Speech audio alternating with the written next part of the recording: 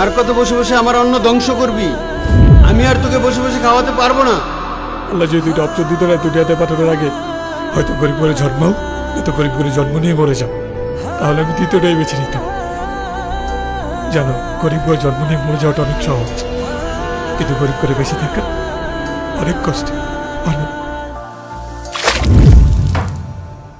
আর কত বসে বসে আমার অন্ন ধ্বংস করবি? আমি আর তোকে বসে বসে খাওয়াতে পারবো না। হয়তো কিছু একটা কর, না হয়তো আমার বাসা থেকে বের হয়ে যা। থাক ভাইয়া, তুই খেয়ে নে, রাগ করিস না।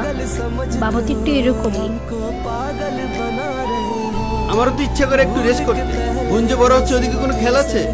ওর লেখাপড়ার খরচ কোত্থেকে আসে এগুলা? বাবা তুমি একটু চুপ করো তো, ভাইয়াকে খেতে দাও। তোর মা মরে গিয়ে তো বেঁচে গেছে, এখন আমি মরে গেলে শান্ত হবি? শোন, এই টাকাটা রাখ, তোর কাছে তো টাকা নেই আমি জানি। আর শোন, একটা কাজ খুঁজে দেখ। প্রত্যেকদিন বাবার এসব কথা শুনতে ভাল লাগে না। বাবারও তো কষ্ট হয় এই বয়সে এসে কাজ করতে। তুই অনেক বড় হয়ে গেছিস রে, আমার টাকা লাগবে, তোর কাছ থেকে আমি অনেক টাকা নিয়ে নিয়েছি। কাজ পাবার পর সব বুঝিয়ে দিবি। এবার যা, বাবা আবার শুরু করবে। 2 দিন পর পর বিয়ের প্রপোজাল আসছি। আমি যদি ছেলে হতাম কত ভালো হতো, কোনো কষ্টই থাকতো না, যা ইচ্ছা করতে পারতাম, যেখানে যা সেখানে যেতে পারতাম, তাই না? কি হলো, তুমি আবার চুপ করে আসছো কেন? এই দেখি, কান্না করতেছো কেন? আমার কিছু একটু করা লাগবে, আমি আর পারছি না বাবার এই কষ্ট দেখতে। কোন ছেলে গ্র্যাজুয়েশন করার পর বেকার থাকে, বাবার টাকা বসে বসে খায়। আল্লাহ যদি দুইটা অপশন দিত না, দুনিয়াতে পাঠানোর আগে হয়তো গরিব করে জন্মাও, হয়তো গরিব করে জন্ম নিয়ে মরে যাও, তাহলে আমি দ্বিতীয়টাই বেছে নিতাম।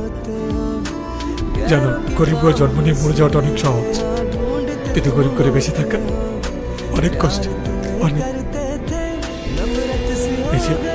তুমি এখন আমার সাথে আছো, কিছুদিন পর তুমিও থাকবে না এই অভাবের কারণে। তুমি পাগল হয়েছো? ছেলেগুলো তো অনেক আগেই চলে যেতাম, 3 বছর অপেক্ষা করতাম না। কান্না বন্ধ করো তো, আমি তোমার পাশে সব সময় আছি, যাই হয়ে যাক না কেন, আমি তোমার হাত কোনোদিন ছাড়বো না। তোমাকে একটা কথা বলি, আমার একটা ফ্রেন্ডের রেস্টুরেন্ট আছে, ওর অনেকদিন ধরে একটা লোক লাগতো। কাজটা ছোট, আমি একটা ভালো কাজ করা পর্যন্ত এই কাজটা করি, তোমার জন্য কোনো প্রবলেম না থাকে। তুমি কি বোকা? কোনো কাজই ছোট না, তুমি হ্যাঁ বলে দাও। স্মাইল। दर दर की ठोकरें खाकर सब देख ज़माने आ गए, दर दर की ठोकरें खाकर सब देख রুহি, आ गए। এই রুহি, पहले जो हम কি হয়েছে বাবা? खुद ही जलाकर জিজ্ঞেস কর তো অকর্মটা কোথায় যাচ্ছে এত সকালে? বাবা, আমি একটা চাকরি পেয়েছি রেস্টুরেন্টে, 15,000 টাকা বেতন। কি রে সত্যি? তুই তো আমাকে রাতে কিছুই বললি না।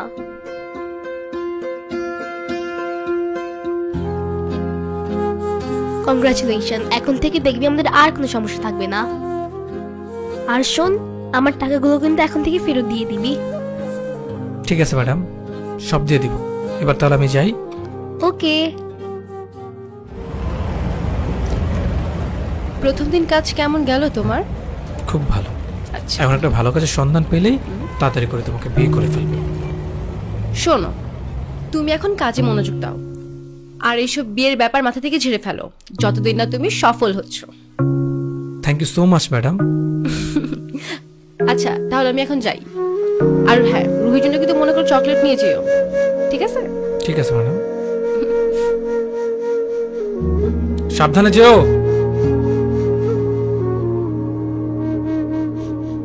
আপনার ডায়ালকৃত নম্বরে এই মুহূর্তে সংযোগ প্রদান করা সম্ভব হচ্ছে না।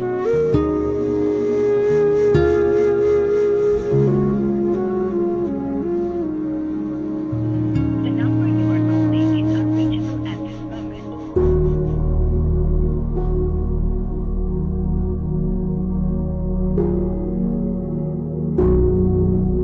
আপনার ডায়ালকৃত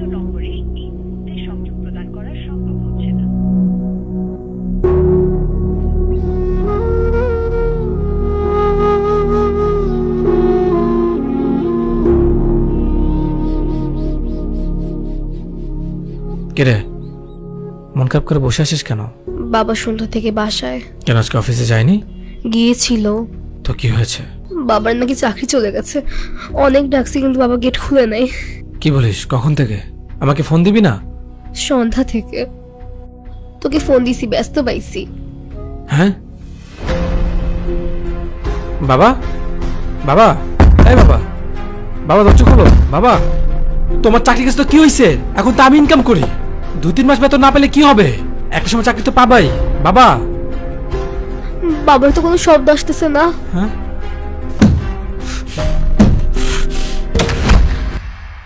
বাবা,